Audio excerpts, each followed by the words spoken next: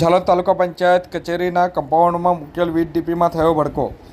આ તારીખ 4/7/2025 શુક્રવારના રોજ સાંજે 4:30 આસપાસ તાલુકા પંચાયત કચેરીના કમ્પાઉન્ડમાં જે ડીપી આવેલી છે તેની આસપાસ સફાઈ ન હોવાના કારણે જે ભડકો થયો હોવાનું પ્રાથમિક અનુમાન લગાવવામાં આવી રહ્યું છે। શા માટે તાલુકા પંચાયત કચેરીના કમ્પાઉન્ડની ડીપીના આસપાસ સફાઈ નહીં કરવામાં આવે તેવા મોટા સવાલો પણ ઊભા થવા પામે છે। તેમજ જો MGVCL પ્રી મોન્સૂન કામગીરી હેઠળ અહીં સફાઈ કરવાનું ભૂલી ગઈ હોય તો તાલુકા વિકાસ અધિકારી અથવા તો તાલુકા પંચાયત કચેરીના અધિકારી તેમજ કર્મચારીઓએ MGVCLને શા માટે જાણ ન કરી અને સાફ સફાઈ ન કરાવી તે પણ અહીં મોટા સવાલો ઊભા થઈ રહ્યા છે। જો વીજ ડીપીમાં ભડાકો થતાં મોટી દુર્ઘટના સર્જાય તો તેનો જવાબદાર કોણ? વીજ ડીપી પર સફાઈનો અભાવ હોય અને ત્યાં કોઈ કર્મચારી અથવા તો અધિકારીની નજર નહીં ગઈ હોય તેવા પણ સવાલો ઊભા થઈ રહ્યા છે।